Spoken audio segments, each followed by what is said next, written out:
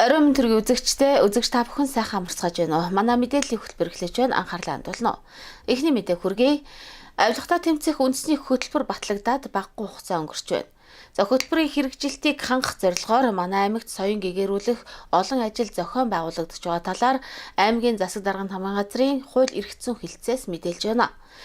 За авилгын эсрэг өдрийг тохиолдуулан ерөнхий боловсролын сургуулийн сурагчдын дунд шударга ёс болон авилгын талаарх мэдлэг сорих чиглэлээр олон уралдаан тэмцээн зохион байгууллаа.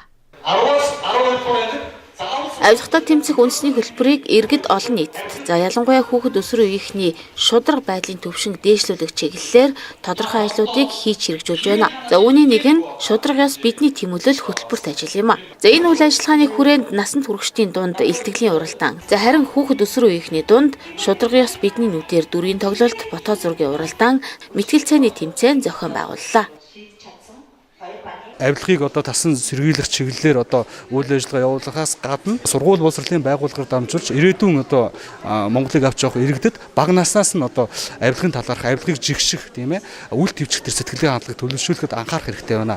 Энэ талын зохицуултад хуулийн тодорхой туссан боловч бас харьцангуй бүдүүлэг байна гэж харагдаж байгаа. Өөрөөр хэлбэл авилгын эсрэг тухай хууль зөвхөн албан бус болон сургуулийн байгууллагаас бусад сургуулийн байгууллага авилгын талаар сургалт явуулна гэж заасан байгаа нь өөрөө өнөөдөр зөвхөн нас төрөгчдөд авилгын асуудлыг ярих ёстой гэдэг тийм утга нэг байгаа.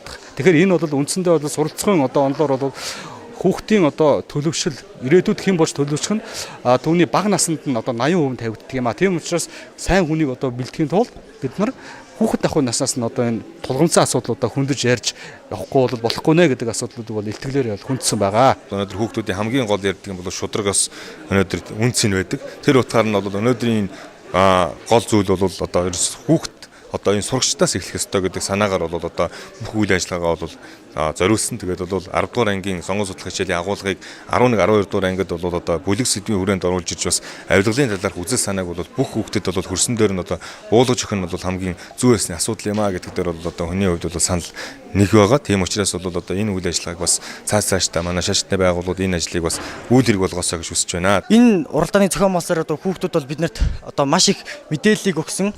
Авилга гэдэг зүйлийг юу гэдэг авилга гэдэг юм бэ гэдгийг их мэдээллийг өгсөн. Шударгаас болон авилгал гэдгийг мэдлэгийн хүрээнд мөн нийгмийн хутгууны хүрээнд хүүхдүүд бид нар өнөөдөр яг яаж ойлгодог юм бэ гэдэг тухайга авч үзсэн байгаа нь хамгийн гол зүйл баримтлах зарчим маань байлаа. Мөн тэмцээний маань ерөнхий нэр нь шударгаас бидний тэмүүлэл байсан учраас бид нар ерөөсө тоглолтынхоо хүрээнд яг өнөөдөр хүүхдүүдийн мэдлэгийн төвшин шударгаас гэдэг бид нар хүүхдүүд яг юу гэж үнэлээд байгаа энэ төвшнөөс яг хэн нь энийг илүү үзэх ёстой гэдгийг түр юм уу энэ хувь хүн яг хэнд нь илүү хэрэгтэй байдаг вэ гэх мэтчлэн энэ зүйлсүүдийг авч үзлээ. Авилгаас урдчлан сэргийлэх чиглэлээр хүүхэд өсвөр үеийнхний дуу хоолойг шийдвэр гаргагчдад хүргэх шударга байдлын төвшинг нэмэгдүүлэх зорилгоор энэ үйл ажиллагааг зохион байгуулж байгааг хэлж байна. Сүүлийн жилүүдэд тодорхой байгууллагуудаас хүүхдийн шударга байдлын төвшний судалгааг жил бүр авч байгаа юм байна. За энэ судалгаанаас харахад хүүхдүүдийн ихэнх нь шударга байх нь боломжгүй зүйл гэж хариулжээ. Асуудал юу байсан? Энэ бол нэлээд анхаарал татсан харамсалтай юм тоо үзүүлэлт. Тэгэхээр энэ дээр юу хэлээд энэ хүүхдээр ер нь бол шударга бус байдалтай хүүхд өсвөр юмх нь эвдэрсэн байна. Тийм учраас энэ хүүхдийн шударга байдлын төвшинг дээшлүүлэх, шударга усны үнцнийг хүүхд өсвөрийн төлөвшүүлэх, ирээдүйн Монголын хөгжилтөө их орныг цогцлон бүтээхэд энэ хүүхд өсвөрийн шударга байх нь илүү ач холбогдолтой үр дүнтэй юм а гэж ингэж харж энэ үйл ажиллагаа бас зохион байгуулсан гэж ойлгож болно. 10-аас 12 хүртэл За авилгатай тэмцэх үндэсний хөтөлбөр батлагдаад багагүй хугацаа өнгөрч байна. За хөтөлбөрийн хэрэгжилтийг хангах зорилгоор манай аймагт соён гэгэрүүлэх олон ажил зохион байгуулж байгаа талаар аймгийн засаг дарганы хууль эрх зүйн хэлтсээс мэдээлж байна. За авилгын эсрэг өдрийг тохиолдуулан ерөнхий боловсролын сургуулийн сурагчд болон насанд хүрэгчдийн дунд шударга ёс болон авилгын талаарх мэдлэг сорих чиглэлээр олон уралдаан тэмцээн зохион байгуулсан юм а.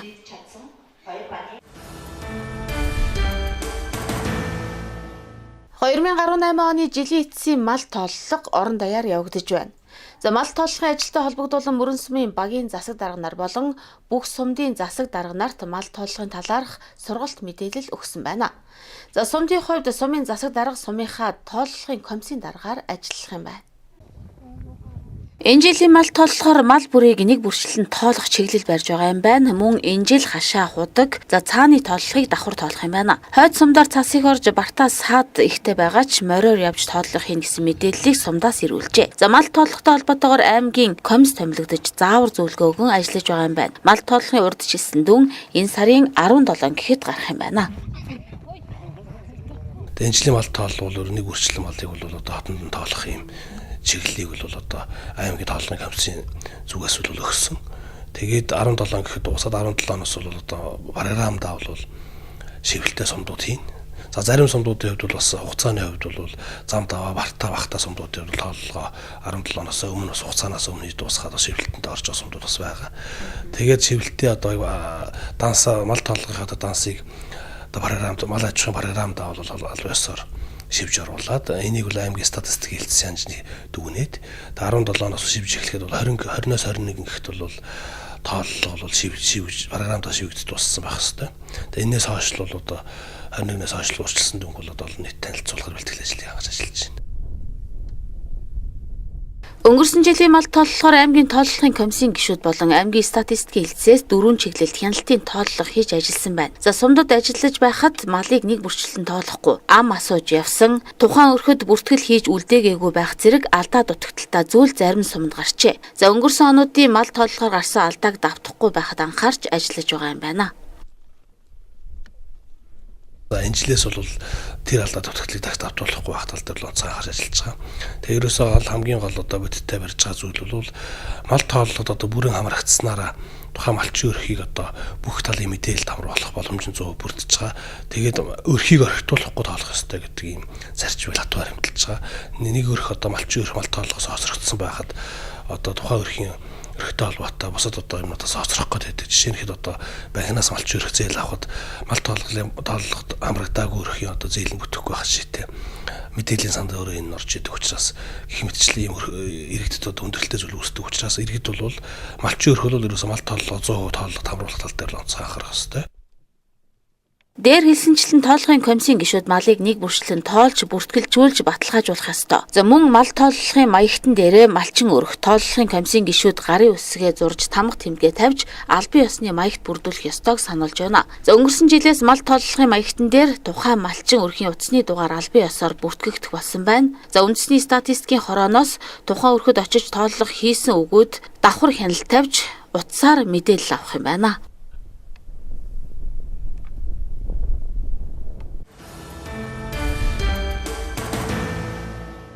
Анхаарлаа хандуулж байгаа үзэгч та бүхэндээ баярлалаа. Мэдээ үргэлжилж байна. За санхүүчдийн баяраар олон арга хэмжээ зохион байгуулагддгийн нэг нь спортын уралдаан тэмцээн юм а. За 2018 оны спортын тэмцээн 5 төрөлд зохион байгуулагдлаа. За энэ жилийн спортын тэмцээнийг аймгийн эрүүл мэндийн газар хариуцсан зохион байгуулж байна. Жил бүрийн 12 дугаар сарын 2 дахь толой хоногт санхүү эдийн засгийн баярын өдрийг тэмдэглэн өнгөрүүлэхээр тогтоосон байна. Энэ өдрийг аймгийн хэмжээнд олон арга хэмжээ зохион байгуулж тэмдэглэн өнгөрүүллээ. За санхүүчдийн баяраар жил бүр спортын уралдаан тэмцээн зохион байгуулдаг. За энэ жил санхүүгийн албанд ажилладаг санхүүчдийнхээ дунд 5 төрлийн тодорхойлбол гар бөмбөг, шатар, теннис, дартс, биеийн жингийн энтгс гэсэн төрлүүдээр зохион байгууллаа. За Khuvsgul аймгийн санхүүчид санхүүгийн албанд үе үе зүтгэж явсан хүмүүс жилийнхээ ажлыг дүгнээд ажил мэргэжлийн болоод спортынхон шилдэгүүдийг шалгаруулах жил болгоныхоо эцэст хийдэг. Энэ спортынхон тэмцээн маань эхэлж байна. За 2018 он одоо Khuvsgul аймгийн санхүүгийн салбарт ажиллаж байгаа санхүүгийн салбарын үзүүлэлтийн хувьд бол сайхан үр өгөөжтэй жил болж өнгөрсөн. Khuvsgul аймаг анх удаа дотоодын нийт бүтээгдэхүүн 500 тэрбум төрсөн. За өмнө жилийн эцсийн байдалтай харьцуулахад санхүүгийн эрсдлийн төвшин маань бол нэг 86% буурсан. За татварын орлогын төлөвлөлт маань бол одоо хангалттай төвшөнд биелэхүйц. Ийм санхүүгийн үр дүнгууд гарсан сайхан жил болж өнгөрлөө. За энэ дэд одоо санхүүгийн албанд үе үед ажиллаж исэн залуучууд дунд ахмад дунд үеийнхэн та бүгдийн маань бол одоо хөтөлбөрийн үр шимээ. За тэгэхээр жил болгон одоо санхүүч улам жил болгон зохион байгуулалтын санхүүчдийн баярын үйл ажиллагааг жил болгон одоо байгууллагууд зохион байгуулалт маань энэ жилийн хүрээнд бол манай эрүүл мэндийн салбар болон санхүүчдийн баярыг бол зохион байгуулж энэ үргийг хүлээж ажиллаж байна. За тэгэхээр санхүүчдийн баярын энэ үйл ажиллагааг одоо огтж эрүүл мэндийн салбарууд бас эрүүл мэндийн салбарын чиг үүргийн хүрээнд 4 үндсэн одоо спортын тоглолтын хүрээнд та бүхний авьяас чадвар баг хамт олныг бүрдүүлэх чөлөөсөө зөв боловсон өрөөх энэ баярын үйл ажиллагааны урдд одоо үндэгээд ногтойг зурлаар энэ хүү үйл ажиллагаа бид бүхэн зохион байгуулж байна. Энэ онд одоо аймгийн одоо нэрсэн жилийн хүрээнд бид бүхэн бас мөн одоо үеийн ажиллаж ахмад болон залуу үеийн сан уучдыг одоо бас одоо бүхэлд нь хамарсан юм тэмцээн наадмыг зохион байгуулахаар төлөвлөж ламжтай хэрэгжүүлж байна. За энэ спортын арга хэмжээ бол жил болгон спортын олон төрөлтүүдээр явдаг. За энэ жил манай эрүүл мэндийн салбар одоо зохион байгуулж байгаа онцлогоо гаргаж бид нар бол бас тамирчдын дунд бол биеийн жингийн энтгэс гэдэг спортын одоо эрүүл мэндийн үзүүлэлтийг оруулж ирж байгаа. За энэгээр бол нэлээд онцлог болж байна. Санхүүжлийн баярын тэмцээнийг байгууллага бүр ээлжлэн зохион байгуулдаг. За энэ жил эрүүл мэндийн байгууллага зохион байгуулж байна. За ингэхдээ үе үеийн санхүүжтийнхээ дунд софт волейбол, даалуу, даавны төрлөөр тэмцээн зохион байгуулж аваргуудаа шалгаруулжээ. Энэ удаагийн санхүүжлийн тэмцээнд 300 гаруй тамирчин оролцож байна.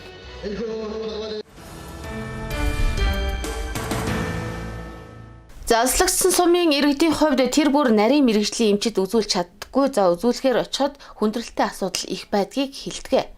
За тэгвэл цэцэрлэг сумынхан сумандаа шинжилгээ өгч нарийн мэрэгжлийн эмчит үзүүлэн оншоо тогтоолох боломжийг Аспер майнинг компани олгоод байна.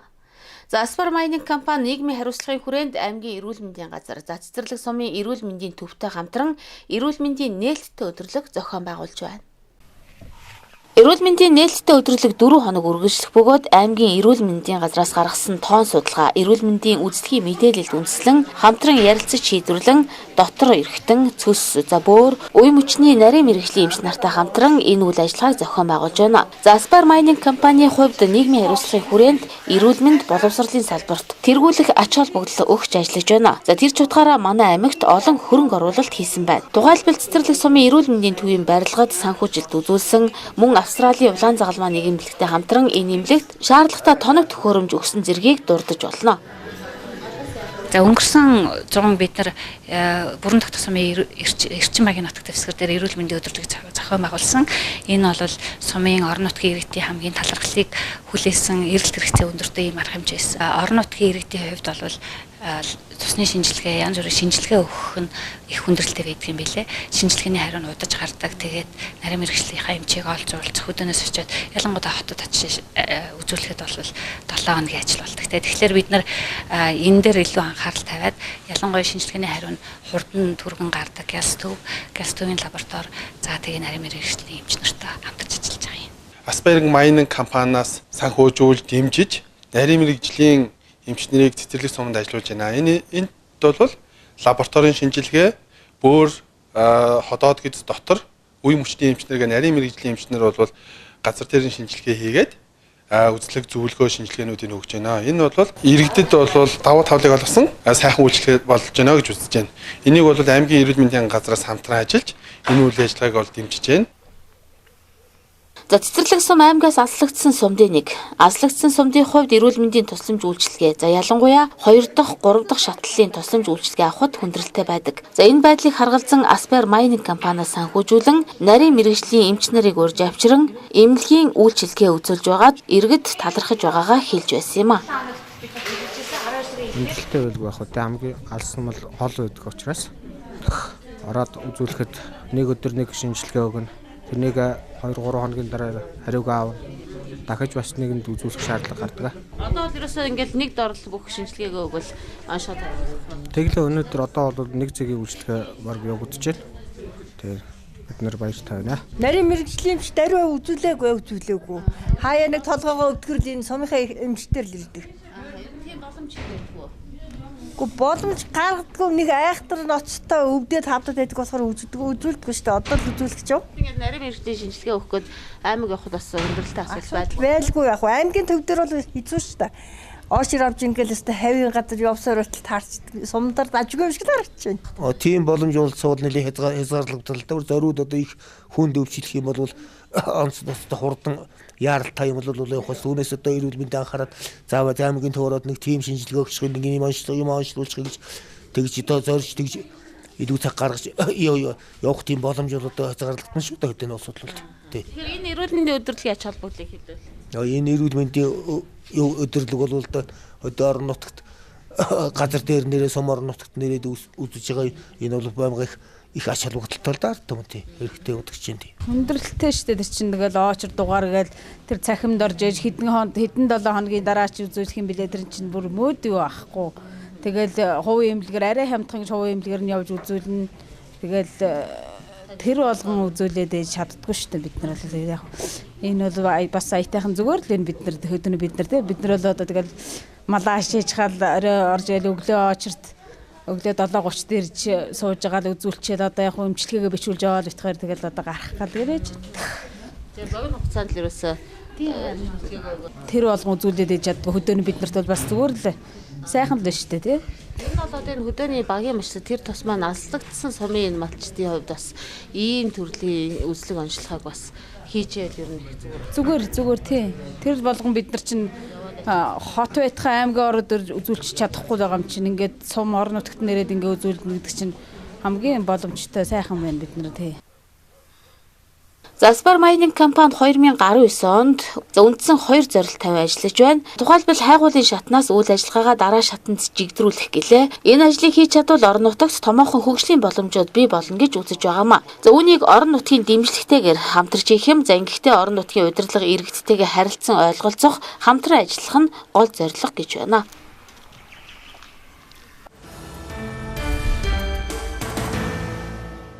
Хамт байгаа үзэгчдтэй баярлалаа. Мэдээллийн хөтөлбөр тодруулах мэдээгээр үргэлжилж байна. За бид энэ удаа цэцэрлэг сумын үйлчлэлтийн талаар болон хүндрэлтэй байгаа асуудлын талаар цэцэрлэг сумын засаг дарга цогтоос тодрууллаа.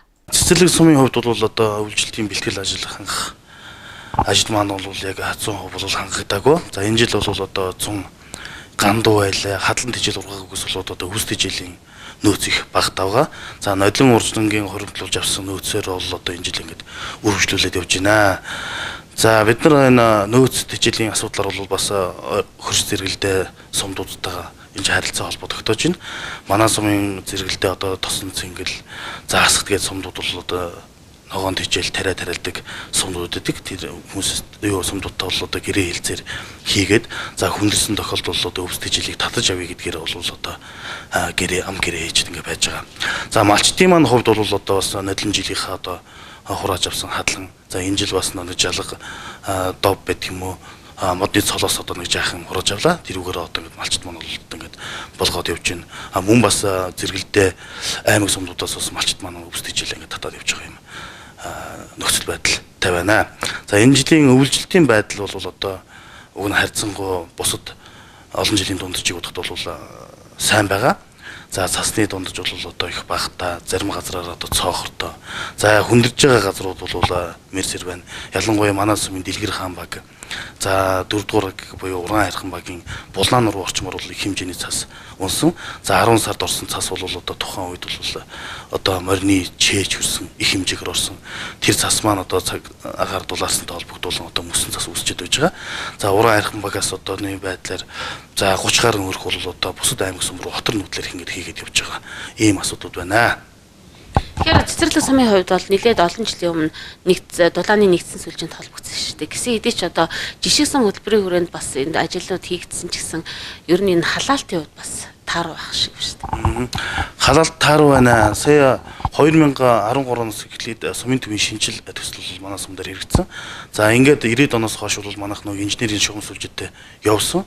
За ингээд шинжилсэн сумын хүрээнд бол одоо инженерийн шугам сүлжээний одоо турба дотоод монтажийг бол шинжлэх ажил орсон. За үүнтэй холбоотой бол энэ орсон ч гэсэн нөгөө нэг сан компани бол одоо яг зааврын дагуу нэг турбага шилэн хүнж гэдэг юм уу нөө дулаалгын юм хийгээгүйгээс болоод одоо дулаан ал ихтэй. Тэгээд өнгөрсөн жилээс хойш бол одоо ингээд дулаан их муу байна. За дээрээс нь бол олон жил болсон сумын төвийн барилгууд хүйтэн их алдж байна. Тийм учраас бол одоо байгууллагын хувьд бол бас хүйтэн бас их зэврүүхэн хэцүү байгаад байгаа. За сүүлийн үед бол яг өнгөрсөн жилээс эхлээд шинэ цэцэрлэгийн барилга баригдлаа. За энэ 2019 оны төсвөр бол одоо сургуулийн барилга баригдаж байгаа. За ингээр бол одоо тамийн газрын байр, соёлын төвийн барилга гэдэг одоо 1957 онд оноос хойш ингээд баригдсан 50 онд баригдсан барилгууд бол одоо их хэмжээгээр дулаан алдалт алдаад зарим үед бараг хөлдөх хэмжээнд л одоо очиод байна. Тэр нь бол бас нөхцөл байдал хүндрүүлж байгаа асуудал чинь тий. Тэгэхээр орон даяар 2018 оны жилийн эцсийн мал тоолго явагдаж байгаа. Тэгэхээр танаа сумын хувьд урдчлан дүнгээр ер нь энэ жил хичнээн одоо тийм ээ толгой мал тоолуулахаар байна. Мал тоолгын ажил ер нь хэр явагдаж байна? За мал тоолгын ажил бол одоо нэг 40-50% та явж байна. Өнөөдрийн байдлаар. За яг одоо би хэд одоо тоолох байх та гэдэг асуудлыг бол одоо бас хэлэхэд бол бэрх байгаа. За яагаад үг гэхээр засгийн газрын гишүүн эрчим хүчний сайд даваа саран гишүүн мөн бол одоо бас үндэсний статистикийн хоронд бол хандсан байдаг. За Монгол улс бол малаа тоолж чадахгүй байна гэдэг энэ асуудлыг тавьсан. За үүнтэй холбогдуулан үндэсний статистикийн хороо за статистик аймагаас бол сумдууд дуулж чиглэл өгсөн. Нэг үрчлэн хотонд нь очиж одоо нэг нэгээр нь одоо дохиж тоол гэдэг энэ чиглэлийг өгсөн байдаг. Тийм учраас бол энэ жил манай сумдар бол мал тоолго нэлээд удаашралтай өгч байна. За өдөрт нэг 10-аад өрх тоолохтой үгүйтэй байна гэдэг энэ мэдээлэлээр байгаа. Ингээд бол нэг 50% л одоо тоолж байгаа асуудлууд байж байна. За сум орон нутгаас бол хяналтын тоонд бол одоо гарч байгаа. Бүх айлууд дээр орж одоо айлууд дээр нош тоолж юу үнэн зөв бодит тоолж ийн гэдэг дээр бол нэлээд их анхааралтай ач холбогдол өгөн бас ингээд тоолоод явж байгаа ийм асуудал байгаа. За яагаад мөрөн тоолж чадахгүй байна гэхээр бас сум орнууд бас ийм нөхцөл байдал үүсдэг юм л да. Яг тэгэхээр одоо сумын айл өрхүүд одоо ямар нэгэн байдлаар өрхийн орлогогүй очдөг.